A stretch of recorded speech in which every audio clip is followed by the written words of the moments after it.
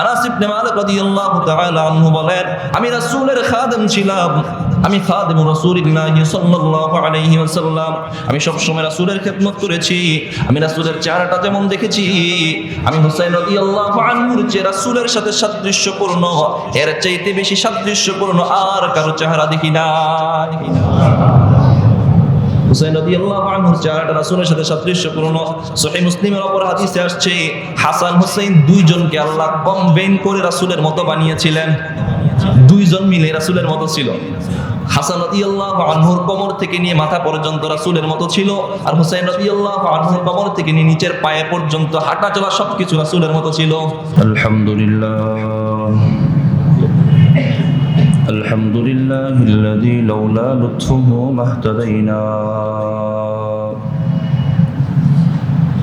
ولولا فضله ما تصدقنا ولا صلينا ولا صمنا ولا ضحينا ونشهد أن لا إله إلا الله وحده لا شريك له ونشهد أن سيدنا وسندنا وحبيب ربنا وطبيبنا وطبيب قلوبنا ومحبوبنا ومرشدنا ومعشوقنا ومولانا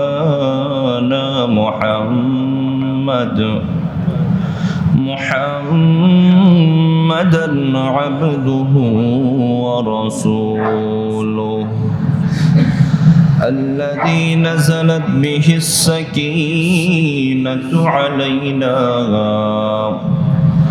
وعليه أنفسنا وأهلينا فدينا ولولاه ما عرفنا الحق ولا درينا صلى الله تعالى عليه وعلى آله وأصحابه الذين شهدوا بدرا وحنينا أما بعد فأعوذ بالله من الشيطان الرجيم بسم الله الرحمن الرحيم إنما يريد الله ليذهب عنكم الرجس أهل البيت ويطهركم تطهيرا صدق الله مولانا العظيم وصدق رسوله النبي الكريم ونحن على ذلك من الشاهدين والشاكرين والحمد لله رب العالمين محبة الشديد إبراهيم اللهم صل على محمد وعلى آل محمد كما صليت على إبراهيم وعلى آل إبراهيم إنك حميد مجيد اللهم بارك على محمد وعلى آل محمد كما باركت على إبراهيم وعلى آل إبراهيم إنك حميد مجيد سبحانك لا علم لنا إلا ما علمتنا إنك أنت العليم الحكيم الحمد لله আল্লাহ রাব্বুল ইজ্জতের আলী শান দরবারে অসংখ্য গণিত শুকরিয়া যে রব্বুল আলামিন আমাদেরকে অত্যন্ত দয়া করে মায়া করে মহব্বত করে ভালোবেসে দুনিয়ার সমস্ত ঝামেলা থেকে ফারেক করে সুস্থতার সাথে ঈমানের হালতে সপ্তাহের শ্রেষ্ঠ দিন শুক্রবার আল্লাহ তার ফরজ বিধান জুমার নামাজ আদায়ের জন্যে আগে আগে মসজিদে আসার বসার তৌফিক দান করেছেন। এই জন্য রবের দরবারে অন্তরের অন্তঃস্থল থেকে দিলের জবানে আকাশ বাতাস মুখরিত করে ইমানের আওয়াজকে বুলন্দ করে সকলে একই বাক্যে কালিমাত শুকর একবার পাঠ করি, আলহামদুলিল্লাহ। সপ্তাহের শ্রেষ্ঠ দিন শুক্রবার। একদিকে আজকের দিনটা খুশির দিন, শ্রেষ্ঠ দিন, অপরদিকে আজকের দিনে ইতিহাসের নির্মম এক কালো অধ্যায় রচিত হয়েছে, যেটা আমরা জানি আজ 10ই মুহররম। ইতিহাসের শুরু থেকেই, দুনিয়ার শুরু লগ্ন থেকেই এই দিনে বেশ কিছু ঘটনা ঘটেছে, আপনারা আলোচনায় শুনেছেন। এই দিনের শ্রেষ্ঠত্ব আগে ছিল, তবে যে কালো অধ্যায়, ইতিহাসের বর্বর রচিত যে অধ্যায় আজকের 10ই মুহররমে ঘটে গিয়েছিল, তো সেই হিজরির 61তম হিজরিতে, 61 হিজরিতে কারবালার সেই প্রান্তরে হযরত হুসাইন রাদিয়াল্লাহু তাআলা আনহু সহ আহলে বাইতের 57 জন এই আজকের এই দিনে কারবালার প্রান্তরে নির্মমভাবে শাহাদাত বরণ করতে হয়েছিল। বয়ানের আজ শুরু লগ্নে আমরা তাদের জন্য দিল থেকে, মন থেকে, প্রাণ ভোজার করে দোয়া করি, আল্লাহ তাআলা যেন আহলে বাইত সহ, হুসাইন রাদিয়াল্লাহু আনহু সহ আহলে বাইতের প্রত্যেকটা সদস্যের মান মর্যাদা, তাদের স্তর জান্নাতে আল্লাহ তাআলা আরো উঁচু করে দেন, বলেন আমিন।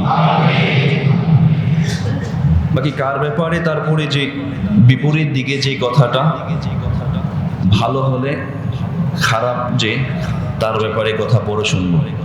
বয়ান শেষ করে কার কতটুকু অন্যায় সেটা যাচাই হবে ইনশাআল্লাহ।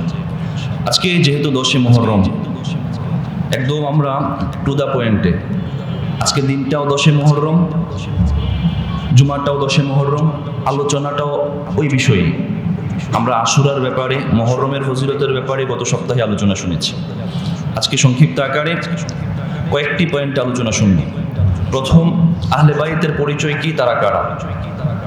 2 নম্বর, হুসাইন রাদিয়াল্লাহু তাআলা আনহু সংক্ষিপ্ত জীবনী এবং তার মর্যাদা। 3 নম্বর, কারবালার প্রান্তরে তার শাহাদাতের ছোট্ট একটি বর্ণনা শুনব। প্রথম পয়েন্ট, আহলে বাইত। কেননা হুসাইন রাদিয়াল্লাহু আনহু আহলে বাইতের অন্তর্ভুক্ত। আহলে বাইত ইসলামিক একটি পরিভাষা, এটা ইসতিলাহাত। আহলে বাইত দ্বারা বোঝানো হয় রাসূল সাল্লাল্লাহু আলাইহি ওয়াসাল্লামের পরিবারের যারা আছে সবাইকে আহলে বাইত বলা হয়। রাসূলের স্ত্রীরাও আহলে বাইত, রাসূলের সন্তান, নাতি, পরিবারের যারা আছে সবাইকে আহলে বাইত বলা হয়। ক্ষেত্র বিশেষ কাউকে নির্দিষ্টও করা হয়, যেমন সূরাতুল আহজাবের 33 নম্বর আয়াতে আল্লাহ বলেন, ইন্নামা ইউরিদুল্লাহু লিইয়ুযহিবা আনকুমুর রিজসা আহলাল বাইত।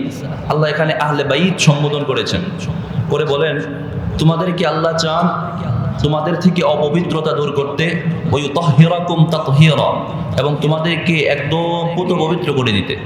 এখানে আহলে বাইত দ্বারা উদ্দেশ্য হলো নবীর পুত পবিত্র স্ত্রীগণ, নবীর স্ত্রীগণ। এই আয়াতটা আয়াতুত তাতহীর নামেও প্রসিদ্ধ, যে আল্লাহ তাআলা এখানে পবিত্র করতে চান। সুনানে তিরমিজির 3787 নম্বর হাদিসের মধ্যে আল্লাহর হাবিব সাল্লাল্লাহু আলাইহি ওয়াসাল্লাম ফরমান, ওমর বিন আবু সালামা রাদিয়াল্লাহু আনহু বলেন, এই আয়াতটা যখন আল্লাহ নাজিল করেন, এই আয়াতটা নাজিল হওয়ার পর রাসূল সাল্লাল্লাহু আলাইহি ওয়াসাল্লাম ডাকলেন। কাকে কাকে ডাকলেন? প্রথমে ফাতেমা রাদিয়াল্লাহু আনহাকে ডাকলেন, তারপরে হাসান হুসাইনকে ডাকলেন। দুজনকে ডেকে তারপরে ফাজাল্লালাহুম বিকিসাইন, এই 3 জনকে রাসূলের একটা চাদর দিয়ে আবৃত করলেন। রাসূলের চাদর দিয়ে, রাসূলের শরীরে চাদর থাকতো, তো চাদর দিয়ে ঢেকে দিলেন। এই 3 জনকে ঢেকে বললেন, আলাইয়া খালফু যহরি ফাজাল্লালাহুম বিকিসাইন আল্লাহুম্মা হাউলাই আহলি বাইতি। দোয়া করেন, আল্লাহ এরা হলো আমার পরিবারের, এরা হলো আহলে বাইত, এরা হলো আহলে বাইত। পিছনেই ছিল আলী রাদিয়াল্লাহু আনহু। আলী রাদিয়াল্লাহু আনহু পিছনে ছিল, তাকে ডাকলেন। আলী রাদিয়াল্লাহু আনহুকে ডেকেও রাসূল একই দোয়া করলেন যে আলীও হলো আমার আহলে বাইতের অন্তর্ভুক্ত, আলীও আমার আহলে বাইতের অন্তর্ভুক্ত। এখন হাদিস বর্ণনা করতেছেন উম্মে সালামা রাদিয়াল্লাহু আনহা, রাসূলের স্ত্রী। উম্মে সালামা রাদিয়াল্লাহু আনহা এবার বলতেছেন, ইয়া রাসূলুল্লাহ, আপনার নাতি, আপনার মেয়ে, মেয়ের জামাই, তারা আপনার পরিবারের অন্তর্ভুক্ত হলো, আমরা কি আহলে বাইতের অন্তর্ভুক্ত না? ওয়া আনা মাআহুম ইয়া রাসূলুল্লাহ, আমরা কি তাদের সাথে নাই? রাসূল বললেন, আনতি আলা মাকানিকি। উম্মে সালামা, তুমি এবং আমার স্ত্রী যারা আছো, তোমরা তোমাদের স্থানে মর্যাদাবান। বলেন না সুবহানাল্লাহ। মানে তোমাদের মর্যাদা তোমাদের জায়গায় ঠিক, হ্যাঁ। ওয়া আনতি ইলা খায়রিন, এবং কখনো কখনো তোমাদের মর্যাদা আরো বেশি। রাসূলের স্ত্রীদের মর্যাদা কি কম? না। মনে রাখবেন, একজনকে মর্যাদা দিতে কি আরেকজনকে কমানো যাবে না কিন্তু, হ্যাঁ। আহলে বাইত বলে যদি আপনি হুসাইনকে মর্যাদা দেন, হাসানকে কমিয়ে ফেলা যাবে না। আবার হাসান হুসাইনের কি ওরা দুই ভাই? ওরা তো দুই ভাই না, ওরা তো 8 জন ছিল। তো আপনি বাকিদের কথা কোথায় গেল? কাউকে কমানো যাবে না ভাই, মর্যাদা দেন, আমিও দিই, ঠিক আছে না ইনশাআল্লাহ? এই গেল আহলে বাইতের পরিচয়। আহলে বাইতের শান এবং মর্যাদা সম্পর্কে কোরআন এবং হাদিসে অসংখ্য আয়াত এবং হাদিস আসছে। আহলে বাইতের মর্যাদার জন্য এটাই তো যথেষ্ট যে আহলে বাইত রাসূলের পরিবারের অন্তর্ভুক্ত, ওরা হলো রাসূলের ফ্যামিলির, রাসূলের পরিবারের অন্তর্ভুক্ত। তারপরেও সূরাতুল আহজাবের 33 নম্বর আয়াতে আহলে বাইতের পুত পবিত্রতার ব্যাপারে আল্লাহ তাআলা ঘোষণা দিয়েছেন। সাথে সাথে সহিহ মুসলিমের 6119 নম্বর হাদিস, লম্বা হাদিসের মধ্যে আল্লাহর নবী বলেন, উযাক্কিরুকুমুল্লাহ ফি আহলি বাইতি, যে আমি তোমাদেরকে আমার আহলে বাইত, আমার পরিবারের ব্যাপারে সতর্ক করছি, সাবধান, ওদের সাথে কোনো খারাপ ব্যবহার করবা না, সাবধান, ওদের ব্যাপারে খারাপ ব্যবহার করবা না, খারাপ শব্দ চয়ন করবা না। 3 বার এই কথাটা বলেছেন নবী, বলেছেন যে আমি তোমাদেরকে আমার আহলে বাইত, আমার পরিবারের ব্যাপারে সতর্ক করছি। এই ব্যাপার এখানেই বোঝা যায় আহলে বাইতের মর্যাদা। 3 নম্বর সুনানে তিরমিজির 3788 নম্বর হাদিসের মধ্যে যায়েদ ইবনে আরকাম রাদিয়াল্লাহু তাআলা আনহু বলেন যে রাসূল সাল্লাল্লাহু আলাইহি ওয়াসাল্লাম ফরমান, আমি তোমাদের কাছে 2টা জিনিস রাখতেছি। একটা হলো আমার কিতাব, যেটা আসমান থেকে জমিন পর্যন্ত, আমার কিতাব এবং আমার আহলে বাইত। আমার আহলে বাইতকেও যদি তোমরা অনুসরণ করো, কোরআনকে অনুসরণ করো, তাহলে দুনিয়াও তোমাদের জন্য মঙ্গল হবে, তোমাদের ঠিকানা জান্নাত হয়ে যাবে। আমরা আহলে বাইতকে অনুসরণ করার কথা রাসূল বলেছেন। সুনানে তিরমিজির 3789 নম্বর হাদিসে আব্দুল্লাহ ইবনে আব্বাস রাদিয়াল্লাহু তাআলা আনহু বলেন, ওয়াহিব্বুকুমুল্লাহ লিমা ইয়াগদুকুম মিন নিআমিহি, তোমরা আল্লাহকে ভালোবাসো কারণ আল্লাহ তোমাদেরকে নিয়ামত দেন। কথাটা দেখেন, কথাটা কত সুন্দর। রাসূল বলতেছেন, তোমরা আল্লাহকে ভালোবাসো কারণ আল্লাহ তোমাদেরকে নিয়ামত দেন। ওয়াহিব্বুনি বিহুব্বিল্লাহ, আর আমাকে ভালোবাসো আল্লাহকে ভালোবাসার কারণে। আমাকে ভালোবাসবা কেন? আল্লাহর জন্য ভালোবাসবা আমাকে। ওয়া উহিব্বু আহলা বাইতি লিহুব্বি, আর আমার আহলে বাইত পরিবারকে মহব্বত করবা আমার জন্য। কথা বুঝছেন? আল্লাহকে ভালোবাসবা কারণ আল্লাহ নিয়ামত দেন, আর আমাকে ভালোবাসবা আল্লাহর জন্য, আর আমার আহলে বাইতকে ভালোবাসবা আমার জন্য। কত সুন্দর করে রাসূল বুঝিয়ে দিয়ে গেছেন আহলে বাইতের কথা। এই হলো আহলে বাইতের মর্যাদা। আর অনেক মর্যাদা আছে, আমি শুধুমাত্র সংক্ষিপ্ত সময়ে কিছু কথা আপনাদের কাছে উপহার দিব, সেই জন্যে কিছু হাদিস পেশ করছি মাত্র। এবার আসি হুসাইন রাদিয়াল্লাহু আনহুর সংক্ষিপ্ত জীবনী এবং তার শ্রেষ্ঠত্ব এবং মর্যাদা। হুসাইন রাদিয়াল্লাহু আনহু, উনি হলেন 2 নাম্বার। তার বড় ভাই হাসান রাদিয়াল্লাহু আনহু তৃতীয় হিজরিতে জন্মগ্রহণ করেন। 3য় হিজরিতে হাসান, 4র্থ হিজরিতে হুসাইন রাদিয়াল্লাহু আনহু জন্মগ্রহণ করেন শাবানের 5ম তারিখ। তাহলে 4র্থ হিজরির শাবানের 5ম তারিখ হুসাইন রাদিয়াল্লাহু আনহু জন্মগ্রহণ করেন। নাম হুসাইন ইবনে আলী রাদিয়াল্লাহু আনহু এবং ফাতেমা রাদিয়াল্লাহু আনহা, এই যুগল থেকে হুসাইন রাদিয়াল্লাহু আনহু দুনিয়াতে এসেছেন। তার উপনাম ছিল আবু আব্দুল্লাহ আল কুরাইশি আল হাশিমি। তার ভাই বোন 8 জন বলেছিলাম। হাসান বড় ভাই, ছোট ভাই পালাক্রমে একজনের নাম আব্বাস, অপরজনের নাম ওমর, আরেকজনের নাম মুহসিন, অপরজনের নাম আবু বকর, আরেকজনের নাম ওসমান। এই আবু বকর ওসমান খলিফা না, তার আপন ভাইয়ের নামই আর কি। 2 জন বোন ছিল, একজনের নাম জয়নাব, আরেকজনের নাম উম্মে কুলসুম। এই হলো তাদের পরিবারের ভাই বোনদের সংখ্যা। মৃত্যু তো কবে হয়েছে আপনারা জানেন, 10 মুহররম 61তম হিজরিতে ইন্তেকাল হয়েছে, শাহাদাত বরণ করেছেন। 10 অক্টোবর 680 খ্রিস্টাব্দ ছিল। আমরা সেই ঘটনা শুনবো ইনশাআল্লাহ। এখন কয়েকটি পয়েন্টে জানবো হুসাইন রাদিয়াল্লাহু আনহুর মর্যাদা এবং তার শ্রেষ্ঠত্ব। হুসাইন রাদিয়াল্লাহু আনহুর ব্যাপারে রাসূল কি কথা বলেছেন? রাসূল সাল্লাল্লাহু আলাইহি ওয়াসাল্লামের পরিবারে যে সমস্ত লোকগুলো ছিলেন, পরিবারের সদস্যরা ছিলেন, এর মধ্যে হুসাইন রাদিয়াল্লাহু তাআলা আনহু রাসূলের সবচেয়ে প্রিয় প্রাপ্ত ছিলেন, রাসূলের প্রিয় আস্থাভাজন ছিলেন। সুনানে তিরমিজির 3772 নম্বর হাদিস, আনাস ইবনে মালিক রাদিয়াল্লাহু আনহু বর্ণনা করেন, عن أنس بن مالك رضي الله تعالى عنه يقول سئل رسول الله صلى الله عليه وسلم أي أهل بيتك أحب إليك আনাস ইবনে মালিক রাদিয়াল্লাহু তাআলা আনহু বর্ণনা করেন আল্লাহর হাবিব সাল্লাল্লাহু আলাইহি ওয়াসাল্লামকে জিজ্ঞাসা করা হয়েছিল আইয়ু আহলি বাইতিকা আহাব্বু ইলাইকা আপনার পরিবারের কোন সদস্য কোন ব্যক্তিটা আপনার কাছে সবচেয়ে বেশি প্রিয় ক্বালা আল হাসান ওয়াল হুসাইন রাসূল বললেন আমার পরিবারের হাসান এবং হুসাইন হলো আমার কাছে সবচেয়ে বেশি প্রিয় আমার কাছে হাসান এবং হুসাইন সবচেয়ে বেশি প্রিয় وكان يقول لفاطمة رسول فاطمة رضي الله تعالى عنها কে বলতেন ইদঈ লি ইবনাইয়া আমার দুই সন্তানকে ডেকে আনো নাতি মানে সন্তান তাদেরকে ডেকে আনো ফায়াশাম্মুহুমা ওয়া ইয়াদুম্মুহুমা ইলাইহি রাসূল হাসান এবং হুসাইনকে এনে বুকের মধ্যে জড়িয়ে ধরতেন এবং কপালে চুমু খাইতেন এই দুইজন রাসূলের সবচেয়ে বেশি প্রিয় ছিল দুই নাম্বার হাসান রাদিয়াল্লাহু হুসাইন রাদিয়াল্লাহু আনহুর সম্মান মর্যাদা হুসাইন রাদিয়াল্লাহু তাআলা আনহু ছিলেন রাসূলের সবচেয়ে বেশি সাদৃশ্যপূর্ণ তার চেহারা রাসূলের চেহারার সাথে একদম মিল ছিল রাসূলের চেহারার সাথে সবচেয়ে বেশি সাদৃশ্যপূর্ণ ছিলেন হযরত হুসাইন রাদিয়াল্লাহু আনহু সুনানে তিরমিজি 3778 নম্বর হাদিসের বর্ণনা আনাস ইবনে মালিক রাদিয়াল্লাহু তাআলা আনহু বলেন যেদিন হুসাইন রাদিয়াল্লাহু তাআলা আনহুকে শহীদ করা হলো ওই দিন তার লাশের কল্লাটার মধ্যে উবাইদুল্লাহ বিন জিয়াদ সে কাঠি দিয়ে নাকের ভিতরে কাঠি ঢোকাচ্ছিল তখন আনাস রাদিয়াল্লাহু তাআলা আনহু বলেছিলেন তুমি ওই ব্যক্তির সাথে কেন এত বেশি বেয়াদবি করতেছো আমি এই ব্যক্তিটাকে রাসূলের চেহারার সাথে সাদৃশ্যপূর্ণ দেখেছি উবাইদুল্লাহ বিন জিয়াদ ওই দিন বলেছিল এই ব্যক্তিটার এত কেন মর্যাদা তার সৌন্দর্যের এত কেন ব্যাখ্যা আনাস ইবনে মালিক রাদিয়াল্লাহু তাআলা আনহু বলেন আমি রাসূলের খাদেম ছিলাম আমি খাদেমুর রাসূলিল্লাহ সাল্লাল্লাহু আলাইহি ওয়াসাল্লাম আমি সব সময় রাসূলের খেদমত করেছি আমি রাসূলের চেহারাটা যেমন দেখেছি আমি হুসাইন রাদিয়াল্লাহু আনহুর যে রাসূলের সাথে সাদৃশ্যপূর্ণ এর চাইতে বেশি সাদৃশ্যপূর্ণ আর কারো চেহারা দেখি না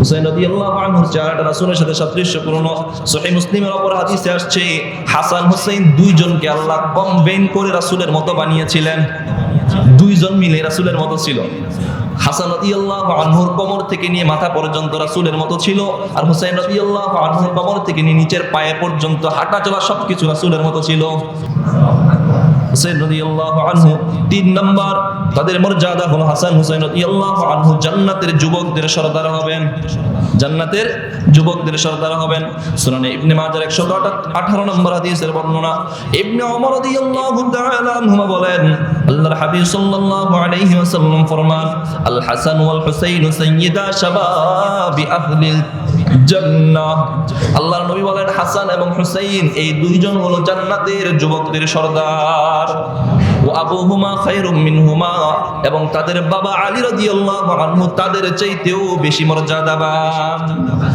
আলীর মর্যাদা তাদের চাইতেও বেশি চার নাম্বার হুসাইন ছিল রাসূলের পুষ্পকলি একদিন রাসূল বলেন আল্লাহ ইন্নাল হাসান ওয়াল হুসাইন হুমা রাইহাতান মিনাদ দুনিয়া সুনানে তিরমিজির 3770 নম্বর হাদিস আল্লাহর হাবিব সাল্লাল্লাহু আলাইহি ওয়াসাল্লাম বলেন দুনিয়ার মধ্যে তোমরা ফুল দেখো এটার ঘ্রাণ নাও আর আমার দুনিয়ার ফুল হলো হাসান এবং হুসাইন রাইহাতান ফিদ দুনিয়া এরা হলো আমার দুনিয়ার ফুল আমি এটা থেকে ঘ্রাণ নাই পাঁচ নাম্বার আল্লাহর নবী বলেন হাসানকে যেই ভালোবাসবে হুসাইনকে যে ভালোবাসবে আমি নবীকেও তারা ভালোবাসবে যারা তাদেরকে ভালোবাসবে আমি নবীকেও তারা ভালোবাসবে সুনানে ইবনে মাজাহ 144 নম্বর হাদিসের বর্ণনা লম্বা হাদিসের শেষ অংশে আল্লাহর নবী বলেন আহাব্বাল্লাহু মান আহাব্বা হুসাইনান ওয়া হুসাইনুন সিবতুম মিনাল আসবার আল্লাহর নবী বলেন যে ব্যক্তি হাসান হুসাইনকে ভালোবাসলো সেজন্য আমি নবীকে ভালোবাসলো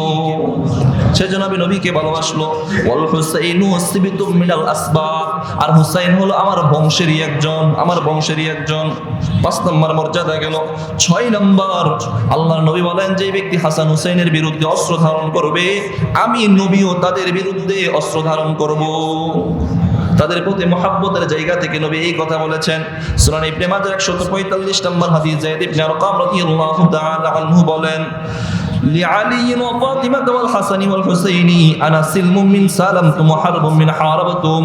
নবী তার পরিবারের চারজনের ব্যাপারে কথা বলেছেন। একজন আলী, দুই দ্বিতীয় ফাতেমা, তিন নম্বর হাসান, চার নম্বর হুসাইন। নবী বলেন আনা সিলমুম মিমান লিমান সালামতুম, আমি ওই ব্যক্তিকে নিরাপত্তা দিব যেই ব্যক্তি এই চারজনকে নিরাপত্তা দেয়। ওয়া আনা হারাবতু লিমান হারাবাতুম, আমি ওই ব্যক্তির সাথে যুদ্ধ করব যেই ব্যক্তি চারজনের বিরুদ্ধে যুদ্ধ করে। তাদের প্রতি মহব্বতের জায়গা থেকে নবী এই কথা বলেছেন। 5 নম্বর হুসাইন রাদিয়াল্লাহু তাআলা আনহুর শাহাদাতের ভবিষ্যৎবাণীও নবী করে গিয়েছিলেন। শাহাদাতের ভবিষ্যৎবাণীও নবী করেছেন। সুনানে তিরমিজির 3771 নম্বর হাদিসের বর্ণনা, সালামা একজন তাবিঈ, তিনি উম্মে সালামা রাদিয়াল্লাহু তাআলা আনহা থেকে বলেন, ও হিয়া ইয়াবকি, তিনি একদিন কাঁদতেছিলেন। জিজ্ঞাসা করা হলো, মা ইয়াবকি, কি কেন আপনি কাঁদছেন? ক্বালাত রাআইতু রাসূলুল্লাহি সাল্লাল্লাহু আলাইহি ওয়াসাল্লাম ফিল মানাম। উম্মে সালামা রাদিয়াল্লাহু তাআলা আনহা বলেন, আমি রাসূলকে স্বপ্নে দেখেছি। আল্লাহ রাসূল সাল্লাল্লাহু আলাইহি ওয়াসাল্লামের চেহারা এবং হাতের মধ্যে বালি লাগানো, চেহারা এবং দাড়ির মধ্যে বালু লাগানো বালি। কুলতু মালাকা ইয়া রাসূলুল্লাহ, ইয়া রাসূলুল্লাহ, হাবিবাল্লাহ, আপনার কি হয়েছে? ক্বালা শাহিদতু কতলাল হুসাইনি আনিফা। রাসূল বললেন, ও উম্মে সালামা, জেনে রাখো, আমাকে এইমাত্র হুসাইন রাদিয়াল্লাহু আনহুর শাহাদাতের সংবাদ দেওয়া হয়েছে। আমাকে হুসাইনের শাহাদাতের সংবাদ দেওয়া হয়েছে, এই জন্য আমার চেহারায় মলিন দেখতেছ, আমার চেহারাটা মলিন হয়ে গেছে। রাসূল এই হুসাইন রাদিয়াল্লাহু আনহুর শাহাদাতের সংবাদ, একটা সংবাদ দিয়েছিলেন। কখন কিভাবে সেটা তো পরবর্তীতে আমরা ঘটছে, এখন আমরা জানি। হিজরি 61তম হিজরি। এবার 3 নাম্বার পয়েন্টে শেষ যে কয়েক মিনিট আমরা পাই, সেই কয়েক মিনিটে আমরা শুনবো এই কারবালার এই ময়দান পর্যন্ত যে ইতিহাসটা গড়েছে, সংক্ষিপ্ত আকারে জানার চেষ্টা করবো ইনশাআল্লাহ। যে ঘটনাটা যেদিন ঘটেছে, 10ই মুহররম, সন হলো 61তম হিজরি। 61তম হিজরি আসতে হলে আগে আর অনেকগুলো হিজরি গিয়েছে। রাসূলের পরে খলিফা হয়েছেন আবু বকর, তারপরে ওমর, তারপরে উসমান, তারপরে আলী। আলী রাদিয়াল্লাহু আনহুর পরে অল্প কিছুদিন হাসান রাদিয়াল্লাহু আনহু খেলাফত চালিয়েছেন। তারপরে মুআবিয়া রাদিয়াল্লাহু, অল্প কিছু দিন, মাত্র দিন, কয়েকটা দিন। কিন্তু সবার একটু সমস্যা দেখে তিনি খেলাফত ছেড়ে মুআবিয়া রাদিয়াল্লাহু আনহুর কাছে খেলাফত দিয়ে দিয়েছেন। মুআবিয়া রাদিয়াল্লাহু আনহু দীর্ঘ 20 বছর, কয় বছর? 20 বছর, 20 বছর খেলাফত চালিয়েছেন, খুব সুনামের সাথে চালিয়েছেন। মুআবিয়া রাদিয়াল্লাহু আনহু রাসূলের একদম আস্থাভাজন সাহাবী, আমিরুল মুমিনিন। মুআবিয়া রাদিয়াল্লাহু আনহুর সময় এই 20 বছরে পৃথিবীর প্রায় 60 লক্ষ বর্গ কিলোমিটার তিনি শাসন করেছেন। পৃথিবীর প্রায় 60 লক্ষ বর্গ কিলোমিটার তিনি শাসন করেছেন। তিনি ছিলেন কাতেবে ওহী, রাসূলের নির্দিষ্ট কয়েকজন সাহাবী যারা রাসূলের হাদিসগুলো লিখতেন। এর মধ্যে একজন হলো মুআবিয়া রাদিয়াল্লাহু আনহু। মুআবিয়া রাদিয়াল্লাহু আনহু তিনি যখন ইন্তেকাল করবেন, এখন তারপরে খলিফা কে হবে, এটা নিয়ে বাঁচলো এক বিপত্তি। রাসূলের পর থেকে এই মুআবিয়া রাদিয়াল্লাহু আনহুর পর্যন্ত খেলাফত 4 ভাগে বণ্টিত হয়েছে। এই কথাগুলো বলতে গেলে এখন সময় কমে যাবে, মূল আলোচনা বলতে পারবো না। তারপরে শুধুমাত্র ইঙ্গিত দিয়ে যাচ্ছি। 4 ভাগে খেলাফত বণ্টিত হয়েছিল। এর মধ্যে একটা, যে হয়তো কাউকেই নাম বলে যাবেন না, ইঙ্গিত দিয়ে যাবেন হয়তো, তো তারপরে তিনি খলিফা হয়ে যাবেন। এখন এটা যদি করা হয়, মুআবিয়া রাদিয়াল্লাহু আনহু দেখলেন ওসমান রাদিয়াল্লাহু আনহুর সময় খেলাফত নিয়ে অনেক সমস্যা বেঁধেছে, একদম মারামারির পর্যন্ত, রক্তক্ষয়ী যুদ্ধের পর্যন্ত গিয়েছে। এবং জঙ্গে সিফিন, জঙ্গে জামাল, এগুলোর কারণেই হয়েছে। মুসলমানদের মাঝে যুদ্ধ হয়েছিল 36 এবং 37 হিজরিতে, 2টা যুদ্ধ হয়েছে। তো এই সমস্ত কারণে মুআবিয়া রাদিয়াল্লাহু আনহু চাইলেন তারপরের একজনের খলিফা তিনি নাম ঘোষণা করে যাবেন, যেন পরবর্তীতে কোনো সমস্যা না হয়। মুআবিয়া রাদিয়াল্লাহু আনহু তিনি আছেন দামেস্কে। তিনি আছেন কোথায়? ইতিহাস বুঝতে হলে আপনি কিছু জায়গা বুঝতে হবে। তিনি আছেন দামেস্কে, সিরিয়ার দামেস্কে থেকে। এখানে যে সমস্ত সাহাবী کرام ছিলেন, উকবা ইবনে আমির রাদিয়াল্লাহু আনহু সহ আরো বড় বড় সাহাবা, কিছু বড় বড় সাহাবী থেকে বায়াত নিলেন যে আমরা তাকে ইয়াজিদকে খলিফা বানিয়ে গেলাম, ঠিক আছে কিনা। তো আমিরুল মুমিনিনের আদেশ হিসাবে হোক, সবকিছু মিলিয়ে এখানকার মানুষগুলো বায়াত গ্রহণ করেছে, ঠিক আছে, মানে সম্মতি দিয়েছে আপনার পরে ইয়াজিদ খলিফা হতে পারে। আর অনেকগুলো কারণ আছে, সংক্ষিপ্ত বলছি। কিন্তু এর বাহিরে কুফায় বড় বড় সাহাবায়ে কেরাম ছিল, মক্কা মদিনায় বড় বড় সাহাবায়ে কেরাম ছিল, কিন্তু তারা এই ব্যাপারে কিছু বলেন নাই। মুআবিয়া রাদিয়াল্লাহু আনহুর সময় বলেননি বলতে তারা এই ব্যাপারে সম্মতি ছিলেন না।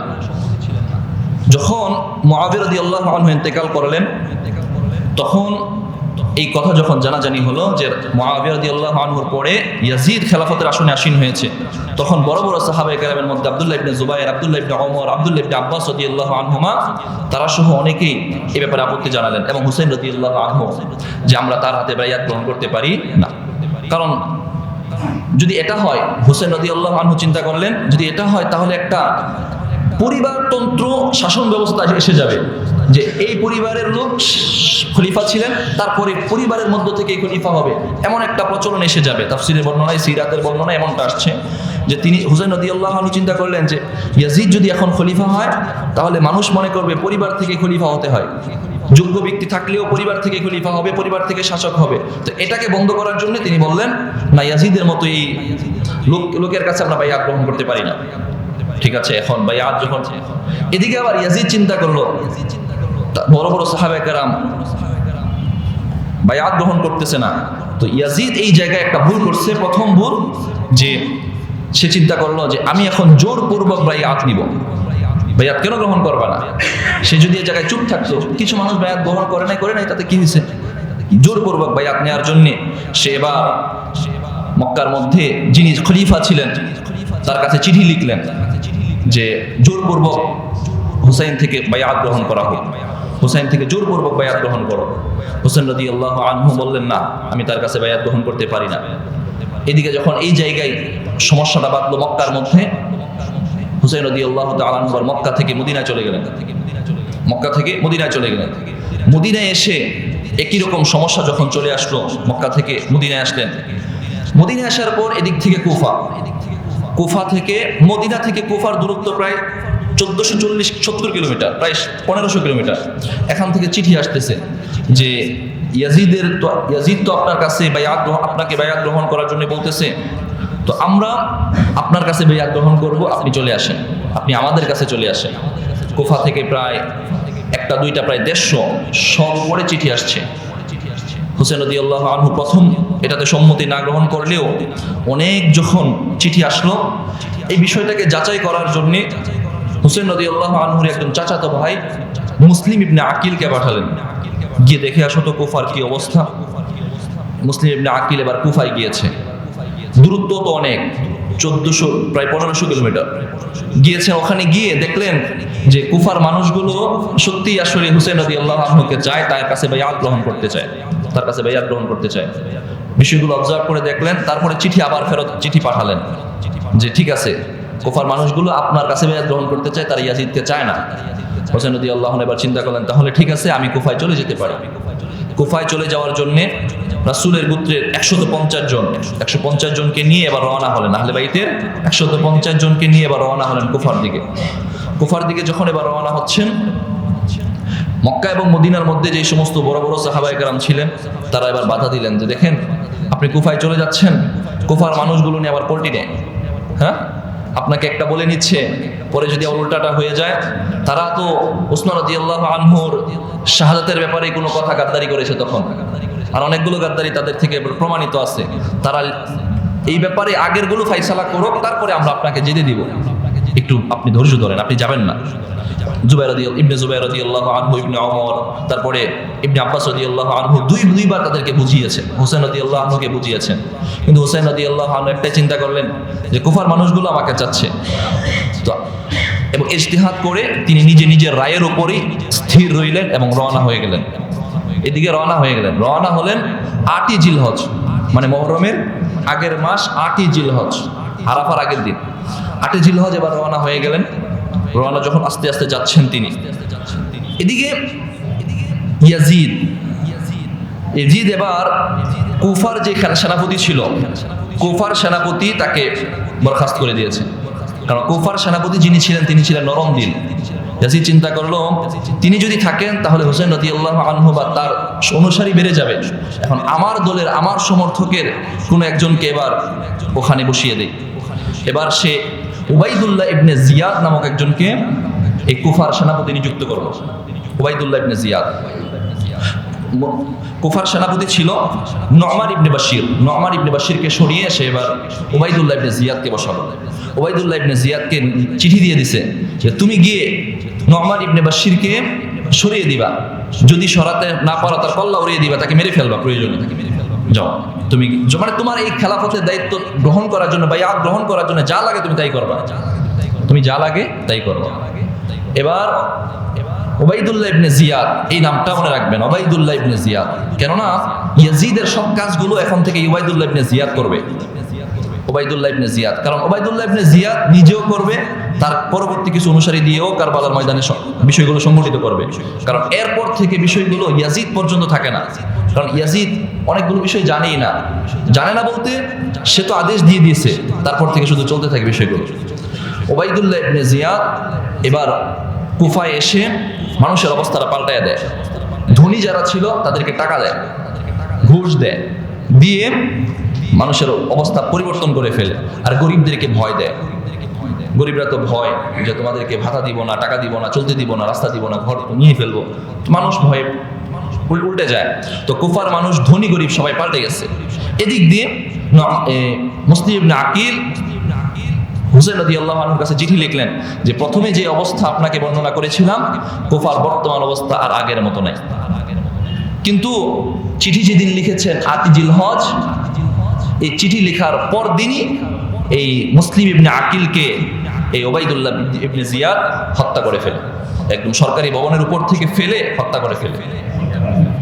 তো একদিন পরেই যখন হত্যা হয়ে গেছে, এদিক দিয়ে তো হুসাইন রাদিয়াল্লাহু আনহু বের হয়ে গেছে। চিঠি পৌঁছতে প্রায় 4 দিন লাগবে, কারণ ইনি এতক্ষণ পর্যন্ত দীর্ঘ পথ অতিক্রম করছেন। কারণ আগের দিনে তো সফর করতে হতো, দিনের বেলা সফর করে রাতের বেলা একটু রেস্ট, অথবা এক বিকাল সফর করে আরেক বেলা একটু রেস্ট করে করে কাচারি ঘরে অবস্থান করে করে তারপরে রওনা হতে হয়। এরকম বিমান, উড়োজাহাজ, রকেট আপডেট কিছুই ছিল না, বা চিঠি পাঠানোর মতো বর্তমানে একটা টিপ দিবেন মেসেজ, সেকেন্ডের মধ্যে পৃথিবীর এই প্রান্ত থেকে এই প্রান্ত চলে যাবে, এমন কিছুই ছিল না। তো এতক্ষণ পর্যন্ত হুসাইন রাদিয়াল্লাহু আনহু ৩৮টা মঞ্জিল অতিক্রম করে প্রায় কুফার দিকে প্রায় না অনেকটা দূর চলে আসছেন, প্রায় জুবালা নামক একটা জায়গায় পর্যন্ত চলে আসছেন। এখন কুফা থেকে 4 জন ব্যক্তি পলায়ন করে এই হুসাইন রাদিয়াল্লাহু আনহুর কাছে এসে দেখা দিলেন এই জুবালা নামক জায়গায়। তাদেরকে জিজ্ঞাসা করলেন হুসাইন রাদিয়াল্লাহু আনহু যে কুফার কি অবস্থা, কারণ তিনি তো এতক্ষণ যা হয়েছে কুফার মানুষের পরিবর্তন বা মুসলিম বিন আকিল হুসাইন রাদিয়াল্লাহু আনহুর দুধ এবং চাচাতো ভাইদের হত্যা কিছুই তিনি জানেন না। এদিকে এই 4 জন এসে দৌড়ে এসছেন, মানে পালায়ন করে আসছেন। হুসাইন রাদিয়াল্লাহু আনহু তাদের চেহারা দেখে জিজ্ঞাসা করলেন কি হয়েছে, তোমরা এত ভীত সন্তুষ্ট কেন? এই 4 জন এবার বলতেছে যে এই অবস্থা হয়েছে, কুফার মানুষগুলো পরিবর্তন হয়ে গেছে, তার অবস্থা চেঞ্জ করছে এবং মুসলিম বিন আকিল আপনার দুধকে তারা হত্যা করেছে। তো হুসাইন রাদিয়াল্লাহু আনহু খুবই মর্মাহত হলেন এবং কোরআনের একটা আয়াত তিনি তেলাওয়াত করলেন, সূরাতুল আহজাবের 23 নম্বর আয়াতটা তেলাওয়াত করলেন, ফামিনহুম মান কাদা নাহবাহু ওয়া মিনহুম মান ইয়ানতাজির, যে তাদের কিছু আছে আল্লাহর জন্য যুদ্ধ করে আর কিছু আছে অবস্থান করে। তিনি এই আয়াতটা তেলাওয়াত করে কান্না করলেন। এদিকে মুসলিম বিন আকিল এই যে তিনি তো চাচাতো ভাই, হুসাইন রাদিয়াল্লাহু আনহুর চাচাতো ভাই। এই হুসাইন রাদিয়াল্লাহু আনহুর দলে এই 150 জনের মধ্যে মুসলিম বিন আকিলের ছেলেও ছিল, এই কারবালার ময়দানে তিনিও শহীদ হবেন। তো এরা পরিবারের লোক নিজের বাবাকে হত্যা করেছে। তো হুসাইন রাদিয়াল্লাহু আনহুর কাছে বললেন যে আল্লাহর জন্য আমরা তাদের প্রতিশোধ নিব, তারা কেন এমনটা করলো। তো হুসাইন রাদিয়াল্লাহু আনহু এবার তাদের কথা অনুযায়ী এবার প্রতিশোধের দাবি অটল থেকে কুফার দিকে এবার যাত্রা রওনা করছেন। কুফার দিকে এবার যখন যাচ্ছেন, প্রথমবার একটু দূর যাওয়ার পর শারাফ নামক একটা জায়গায় গিয়ে যখন পৌঁছলেন, ওই যে উবাইদুল্লাহ বিন জিয়াদ, ইয়াজিদের সেনাপতি উবাইদুল্লাহ বিন জিয়াদ, তার প্রেরিত এবার উবাইদুল্লাহ বিন জিয়াদ প্রথমে এক তৃতীয় ব্যক্তিকে পাঠায়, হুর বিন ইয়াজিদকে 1000 সৈন্য দিয়ে পাঠায়। বুঝবেন কথা, ইতিহাস। ইয়াজিদ মুআবিয়া রাদিয়াল্লাহু আনহুর ছেলে, তারপরে উবাইদুল্লাহ বিন জিয়াদ যিনি কুফার সেনাপতি, সে নিজে এবার হুর বিন ইয়াজিদকে পাঠায়। তাকে পাঠায় যে এবার হুসাইনকে বাধা দাও। তিনি এসে বাধা দেন। হুর বিন ইয়াজিদ নরম মানুষ ছিলেন, তিনি কিছুক্ষণ পরে কারবালার ময়দানে গিয়ে হুসাইন রাদিয়াল্লাহু আনহুর দলে এসে যাবেন। এবার হুর বিন ইয়াজিদ যখন বাধা দেয়, ওই দিনে জোহরের নামাজের সময় হয়। হুর বিন ইয়াজিদ বলেন যে হুসাইন রাদিয়াল্লাহু আনহু, আপনি হলেন রাসূলের পরিবারে, আপনি নামাজটা পড়ান। হুসাইন রাদিয়াল্লাহু আনহুর ইমামতিতে তারা ওই দিন জোহরের নামাজ পড়ে। তারপরে যখন সামনে অগ্রসর হতে যায়, দ্বিতীয়বার আবার বাধা দেয়, একটু জোর যাওয়ার পরে আবার বাধা দেয়। এবার বাইহা এবং হিজানাত জামাত জায়গা, দুইটা জায়গা অতিক্রম করে, কারণ এতক্ষণ পর্যন্ত 38টা জায়গা ফেলে আসছে। 38, 39, 40, 41তম জায়গায় এসে এবার তারা হুসাইন রাদিয়াল্লাহু আনহুকে কুফার দিকে যেতে দেয় না, একবারে বাধা, যে আপনি যেতেই পারবেন না। হ্যাঁ, এতক্ষণ পর্যন্ত 23 দিন সফর হয়ে গেছে, 23 দিন সফর হয়ে গেছে। 23 দিন সফর মানে 41টা জায়গা 23 দিনে সফর করেছেন। 23 দিন সফর করে 2 মুহররম হুসাইন রাদিয়াল্লাহু আনহু এবার ফিরে এসে কারবালায় গেছেন, গিয়েছে অন্য রাস্তায় কারবালার ময়দানে এসেছেন। 3 মুহররম এবার 2 থেকে 3 মুহররম এই উবাইদুল্লাহ বিন জিয়াদের নির্দেশে সে 4000 আরেকটা সৈন্যবাহিনী পাঠায়। 4000 সৈন্যবাহিনীর ওই বাহিনীর সেনাপতি ছিল ওমর বিন সাদ বিন আবি ওয়াক্কাস। ওমর বিন সাদ এই ওমর বিন সাদ এসে 4000 লোক নিয়ে এসে জিজ্ঞাসা করে যে আপনি কোথায় যাচ্ছেন? মাল্লাযী আকদামাকা, আপনি কেন যাচ্ছেন, কোথায় যাচ্ছেন, কেন যাচ্ছেন? ক্বালা কাতাবা ইলাইয়া আহলুল কুফা আন আকদামা আলাইহিম। হুসাইন রাদিয়াল্লাহু আনহু বলেন যে কুফার মানুষ আমাকে চাচ্ছে, আমাকে যেতে বলছে, এই জন্য গিয়েছি। বলেন যে ফাইদা কারিহুনি ইন আযহাবা আন নাকদিরা আন আইয়াযহাবা ইলাল হিজাজ। যে এবার ওমর বিন সাদ সে বলে যে আপনি যেতে পারবেন না, আমাকে নিষেধ আছে, উপরের আদেশ, আপনি যেতে পারবেনই না। একবার যখন প্রথমবার বাধা হয়েছে, দ্বিতীয়বার যখন কঠোর বাধা এসে গেল, এবার হুসাইন রাদিয়াল্লাহু আনহু দেখলেন এই ময়দানের পরিস্থিতি ভয়াবহর দিকে, এখান থেকে আমাকে সামনে যেতেও দিবে না, পরিস্থিতি যাই হোক কি হতে পারে বলা যায় না। এবার ওমর বিন সাদ এর কাছে, দ্বিতীয় সেনাপতির কাছে বললেন যে আমি তোমাকে 3টা অপশন দিচ্ছি, আমাকে যে কোনো একটা করতে দাও, আমি যুদ্ধের জন্য আসি নাই। কি আপনার কি চাই? বলেন যদি আমাকে অপছন্দই হয়, আমাকে ইয়াজিদের কাছে যেতে দাও, আমাকে যেতে দাও, না হয় আন আযহাবা ইলা সাবসিন, না হয় আমাকে মক্কায় ফিরে যেতে দাও, আইয়াযহাবা ইলাল হিজাজ, অথবা হিজাজের মুসলমানদের কোনো একটা ভূমিতে আমাকে যেতে দাও। কুফার ময়দানে এসে হুসাইন রাদিয়াল্লাহু আনহু বলছেন যে আমি যুদ্ধের জন্য আসি নাই।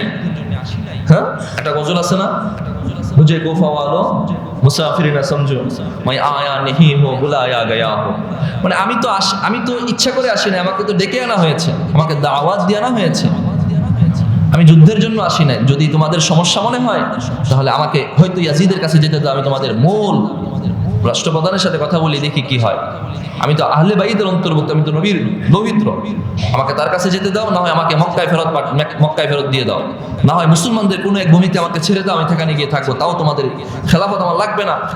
3টা যখন বললেন, ওমর বিন সাদ তিনিও চিন্তা করলেন রক্তপাত যাক বন্ধ থাকুক, একটা ভালো কথাই তো বললো, রক্তপাত না হোক, এটা এড়াতে এবার উবাইদুল্লাহ বিন জিয়াদ, যিনি ওই ইয়াজিদের সেনাপতি, এর কথাটা নামটা মনে রাখতে হবে। এবার উবাইদুল্লাহ বিন জিয়াদের কাছে সে এবার চিঠি লিখলো যে এই কথা তো হুসাইন বলতেছে, মানে হুসাইন রাদিয়াল্লাহু আনহু বলতেছে, এখন কি করা যায়। সে এবার উবাইদুল্লাহ বিন জিয়াদ এই বিষয়টাকে প্রত্যাখ্যান করেছে, বিষয়টা মানে এই সন্ধি প্রস্তাব প্রত্যাখ্যান করে দিয়েছে। প্রত্যাখ্যান করে সে এবার বলতেছে আইয়াহিল্লা বাইনাকুম ওয়া বাইনাল মা, যে কি বলা এগুলো, সে আসছে, আমার আদেশ হয়েছে তার বিরুদ্ধে, তার থেকে ভাই আজ যে কোনো মূল্যে গ্রহণ করতে হবে।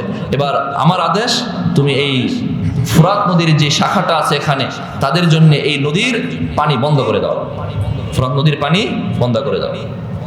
এবার 7ই মুহররম, কারণ এই চিঠি আদান প্রদানে 3 থেকে 7 আরো 4 দিন সময় চলে গেছে। 7ই মুহররম ইবনে ইয়াজিদ মানে উবাইদুল্লাহ ইবনে ইয়াজিদের নির্দেশে এই ফুরাত নদীর শাখার পানিটা হুসাইন রাদিয়াল্লাহু আনহুর সাথে 700 জন মানুষের জন্য বন্ধ করে দেওয়া হয়। পানি বন্ধ। এখনকার মতো টিউবওয়েল ছিল না বা ট্যাবের মতো মোটরের পানি ছিল না, তখন নদীর পানি সেচে এগুলো তারা ব্যবহার করতো এবং খেত, ব্যবহারের সবকিছু প্রয়োজন এখান থেকেই পূরণ করত। 3 দিন পর্যন্ত নারী নিষ্পাপ মানুষগণ পানির জন্য হাহাকার করেছে এই কারবালার ময়দানে। বর্তমান মানচিত্রে ফুরাতের কোনো শাখা সেখানে পাওয়া যায় না, আসলে পাওয়া না যাওয়ার কারণ আছে। কারণ বর্তমান বিশ্বের মানচিত্র অনেক পরিবর্তন হয়েছে, অনেক চেঞ্জ হয়েছে। হয়তো ছোট একটা শাখা ওখানে ছিল এবং ইতিহাস প্রমাণ করে আসলেই ছিল যে পানি তাদেরকে বন্ধ করে দেওয়া হয়েছিল। এবার ইবনে জিয়াদ মানে উবাইদুল্লাহ ইবনে জিয়াদ সে যখন দেখলো ওমর বিন সাদকে দিয়ে কোনো কাজ হবে না, বর্তমান যাকে 4000 সৈন্য দিয়ে পাঠিয়েছিল সে তো সন্ধির জন্য একটা তার কথা আমার কাছে পাঠিয়েছে, তাকে দিয়েও কোনো কাজ হবে না, সেবার কুফার সেনাপতি উবাইদুল্লাহ বিন জিয়াদ 8000 আরো একটা সৈন্য দিয়ে কুখ্যাত খুনি শিমার বিন জিলজৌশন এই তারে পাঠাইছে। খুনি শিমার বিন জিলজৌশনকে পাঠিয়েছে এবং ওমর বিন সাদকে এবার হুমকি দিয়েছে, যদি বায়াত গ্রহণ করতে পারো তাহলে বায়াত গ্রহণ করবা, না হয় এই ওমর বিন সাদকে হত্যা করে দিবা। মানে বায়াত গ্রহণ করতে হবে, না হয় যত পারো মারো। শিমার বিন জিলজৌশনকেও উবাইদুল্লাহ বিন জিয়াদ এই আদেশ দিয়েছে, যাও এখন গিয়ে ওমর বিন সাদকে যাকে পাঠিয়েছিলাম তার থেকে এবং সবাই থেকে বায়াত গ্রহণ করো, বায়াত গ্রহণ করতে যদি ওমর বিন সাদ বাধা দেয় তাকে হত্যা করবা, যদি না হয় আমাকে আমার বায়াত গ্রহণ করবে, না হয় হত্যা করে দিবা, চলো যাও। শিমার বিন জিলজৌশন 8000 সৈন্য নিয়ে আসছে, 8000, আগের আছে প্রায় 4000, এর আগে হুর বিন ইয়াজিদের আরো আছে 1000, অনেকগুলো সৈন্য। বিপরীতে হুসাইন রাদিয়াল্লাহু আনহুর মাত্র 500 জন মানুষ, 500 জন, কয়েকজন মানুষ। এবার পরিস্থিতি শিমার বিন জিলজৌশন এসে পরিস্থিতি আর স্বাভাবিক অবস্থায় রাখে নেয়, সে খুব কঠিন অবস্থার মধ্যে দিয়ে অতিক্রম করেছে। 9 মুহররম, 7 থেকে 9 মুহররম শিমারের নির্দেশে হুসাইন রাদিয়াল্লাহু আনহুর তাবুর দিকে তারা অগ্রগামী হতে থাকে। এতক্ষণ পর্যন্ত যুদ্ধের যে একটা স্বাভাবিক পরিস্থিতি প্রথম, সেটা দুই জনই দুই দিকে থাকবে, কারো কারো উপর আক্রমণ করবে না, অযাচিত আক্রমণ তো নাই, এখনো পর্যন্ত কোনো আক্রমণই হয় নাই। শিমার বিন জিলজৌশন যখন চলে আসে, শেষ 9 মুহররম হুসাইন রাদিয়াল্লাহু আনহুর তাবুর দিকে আগাইতে থাকে। হুসাইন রাদিয়াল্লাহু আনহু তার ভাই আব্বাস বিন আলী তাদেরকে নিয়ে 20 জন আরোহীকে নিয়ে সামনের দিকে অগ্রসর হয়ে ইবনে ইয়াজিদ এর চূড়ান্ত আদেশের কথা জানান। কাছে এসে তো জানতে হবে যে কি হয়েছে বা কেন আপনারা আমাদের দিকে আগাচ্ছেন। হুসাইন রাদিয়াল্লাহু আনহু ইবনে আব্বাস বিন আলী তার ভাইকে নিয়ে আগায়াত যখন জানলেন যে কি কেন তোমরা আগাচ্ছ, এবার ইবনে ইয়াজিদের চূড়ান্ত কথা তাদেরকে জানিয়ে দেওয়া হয়, যা আমরুল আমির, আমরা আমিরের আদেশে এসেছি, ইম্মা আন তুআলা হুকমিহি ওয়া ইম্মা আন নুকাতিলুকুম, হয়তো আজ আপনাদের থেকে বায়াত গ্রহণ করা হবে ইয়াজিদের ব্যাপারে, না হয় আপনাদের সবাইকে হত্যা করা হবে। কথা ক্লিয়ার? এবার তারা এই কথা শুনে ফেলছেন। হুসাইন রাদিয়াল্লাহু আনহু যুদ্ধের একটা নিয়ম জানবেন, কারণ কি জন্য আসছেন, আগেই যুদ্ধ নয়, কারণ জেনে হুসাইন রাদিয়াল্লাহু আনহু চলে গেলেন। 9 মুহররম রাতের বেলা হুসাইন রাদিয়াল্লাহু আনহু মুসলমানদের দুইটা জিনিস, একটা হলো দিনের বেলা তরবারি, রাতের বেলা চোখের অশ্রু। তাহাজ্জুদের যাই নামাজে দাঁড়িয়ে গেলেন হুসাইন রাদিয়াল্লাহু আনহু। রাতের অংশে হুসাইন রাদিয়াল্লাহু আনহু পরিবারকে সবাইকে নিয়ে বসে প্রথমে একটা ভাষণ দিলেন।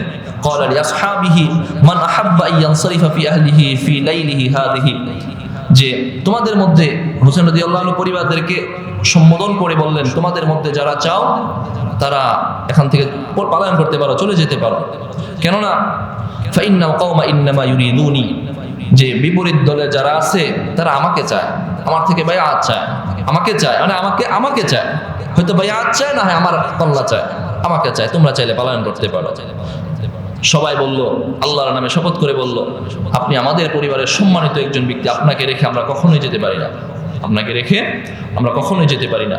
হুসাইন রাদিয়াল্লাহু তাআলা আনহু যাই নামাজে দাঁড়িয়ে কান্না করলেন, কান্না করে একটু দোয়া করলেন। স্বপ্নে যুগে হুসাইন রাদিয়াল্লাহু আনহু দেখলেন যখন মুনাজাত করতেছেন দুটো চক্ষু বন্ধ, হুসাইন রাদিয়াল্লাহু আনহু বলেন, ইন্নী রাআইতু রাসূলুল্লাহি সাল্লাল্লাহু আলাইহি ওয়াসাল্লাম ফিল মানাম ক্বালা লি ইন্নাকা তারুহু ইলাইনা। হুসাইন রাদিয়াল্লাহু আনহু বলেন, আমি রাসূলকে স্বপ্নে দেখেছি, রাসূল বলেছেন, হুসাইন অচিরেই তুমি আমার সাথে মিলিত হবা, অচিরেই তুমি আমার সাথে মিলিত হবা। এটা হলো 9 মুহররম রাত্রিবেলা, 10 মুহররমের আগের রাত। এবার পরের দিন আগে থেকেই তো তারা জানিয়ে দিয়ে গিয়েছে 10 মুহররম হবে তুমুল যুদ্ধ। এবার 10 মুহররম যখন আসলো, ওই যে হুর বিন ইয়াজিদ প্রথমে হুসাইন রাদিয়াল্লাহু আনহুর নেতৃত্বে জোহরের নামাজ পড়েছিলেন, হুর বিন ইয়াজিদ যখন তাদের ব্যাপারে কথাগুলো জানলো যে তারা তো আসলে মূলত এই হুসাইন রাদিয়াল্লাহু আনহুকে হত্যার জন্য এসেছে, হুর বিন ইয়াজিদ বলতেছে, হুসাইন রাদিয়াল্লাহু আনহুকে বলতেছে, আমি আপনার দলে চলে আসলাম। হুর বিন ইয়াজিদ এবার তার ক্ষুদ্র একটা বাহিনীকে নিয়ে হুসাইন রাদিয়াল্লাহু আনহুর দলে চলে আসছে। বলতেছে যদি আমি আগে জানতাম যে তারা আপনাকে এর ব্যাপারে এমন বিভৎস চিন্তা ভাবনা করতেছে, তাহলে আমি আপনাকে ওই যে 3টা প্রস্তাব দিয়েছিলেন, ইয়াজিদের কাছে না হয় মক্কা, না হয় আপনি হেজাজে চলে যাবেন, আপনাকে একটা সুযোগ আমি আপনাকে দিয়ে দিতাম, কিন্তু আমি তাদের ব্যাপারে জানতাম না। হুর বিন ইয়াজিদ তাদের জন্য যখন চলে আসলো, এবার 10 মুহররম যুদ্ধের ঠিক পূর্বে হুসাইন রাদিয়াল্লাহু আনহু উটের পিঠের উপর বসে যুদ্ধের জন্য এবার পালা লাইন তৈরি করলেন, কাতার তৈরি করলেন। 72 জনের একটা কাতার করলেন, 32 জন আশ্বারোহী আর 40 জন পদাতিক বাহিনী।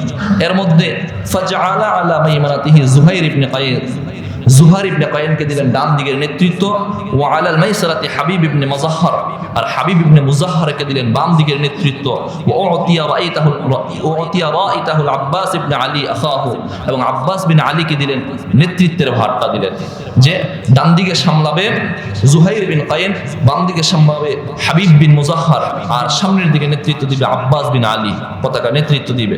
এইভাবে চলো। এবার চলে হুসাইন রাদিয়াল্লাহু আনহু একদম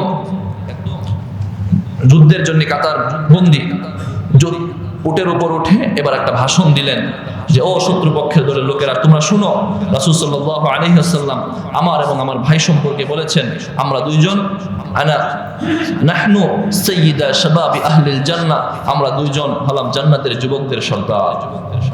আমরা দুইজন জান্নাতের যুবকদের সর্দার।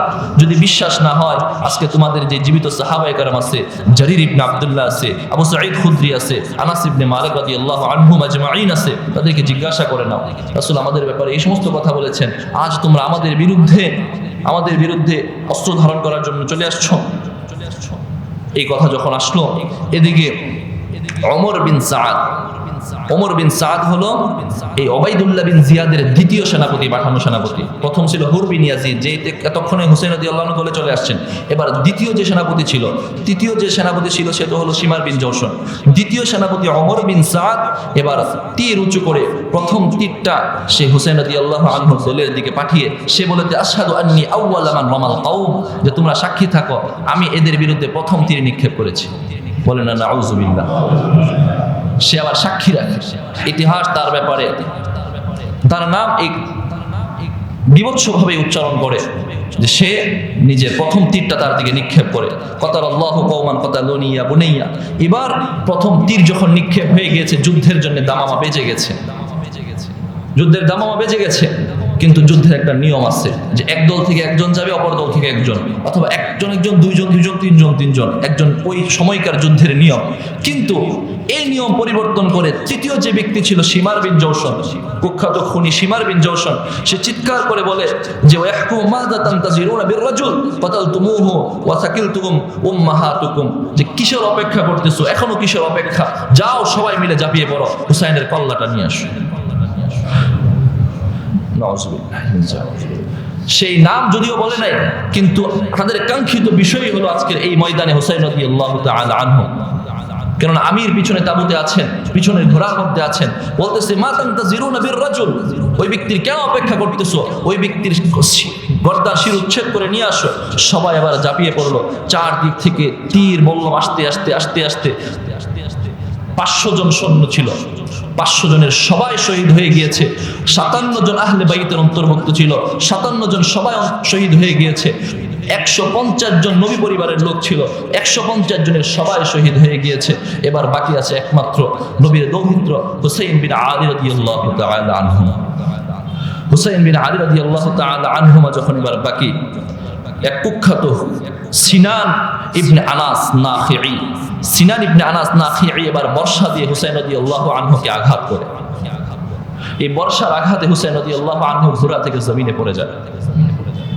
এবার যখন জমিনে পড়ে যায়, তার শরীরের অঙ্গ প্রত্যঙ্গের দিকে ছুরি এবং বল্লম দিয়ে তীর নিক্ষেপ করতে থাকে খাওলি বিন ইয়াজিদ খাওলি। সে এবার অঙ্গ প্রত্যঙ্গগুলো কাটতে থাকে।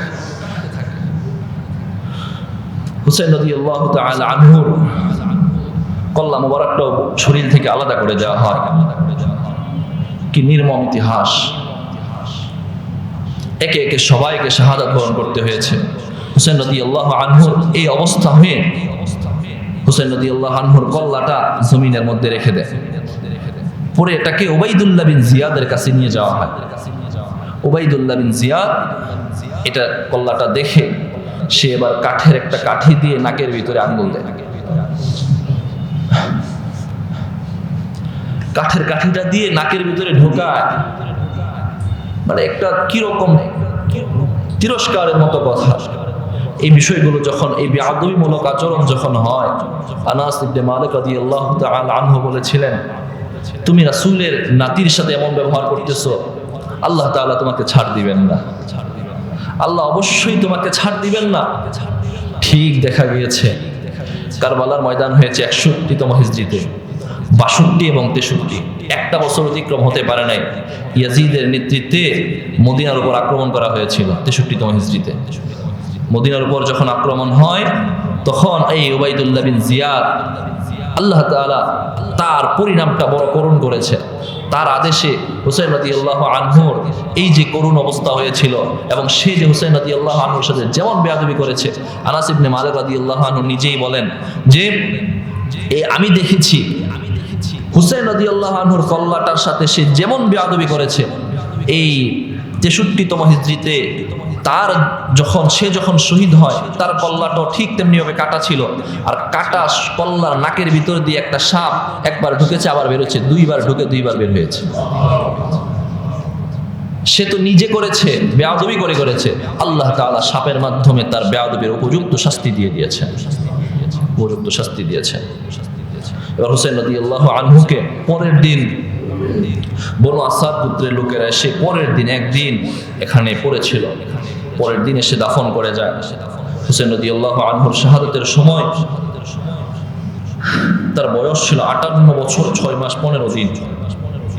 মুহতারাম হাজিরিন, সময়, সংক্ষিপ্ত সময় প্রায় শেষ হয়ে গিয়েছে।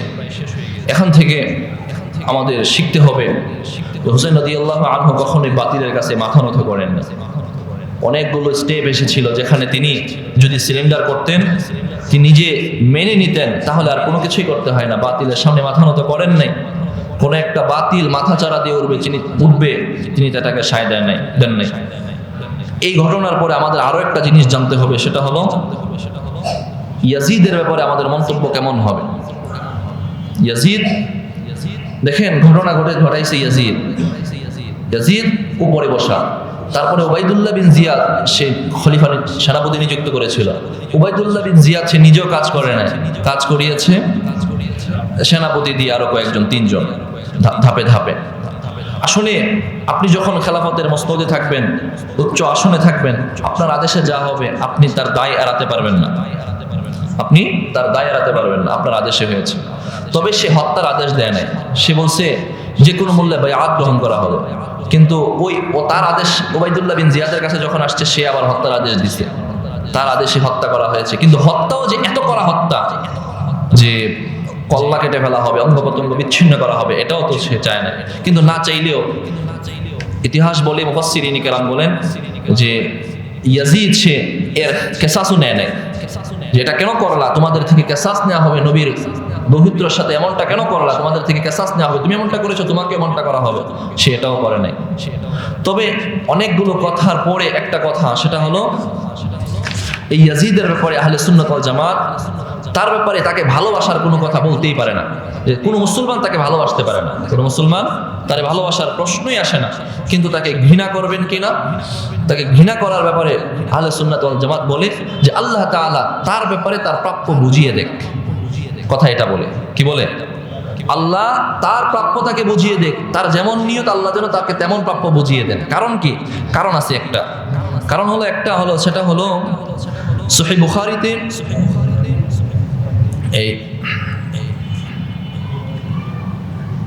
ইনস্টপলের বিজয় যখন হয়েছিল, বা ওই জায়গার যুদ্ধ যখন হয়েছিল, ইস্তাম্বুল, বর্তমান ইস্তাম্বুলের ব্যাপারে আল্লাহর হাবিব সাল্লাল্লাহু আলাইহি ওয়াসাল্লাম একটা ভবিষ্যৎবাণী করেছিলেন।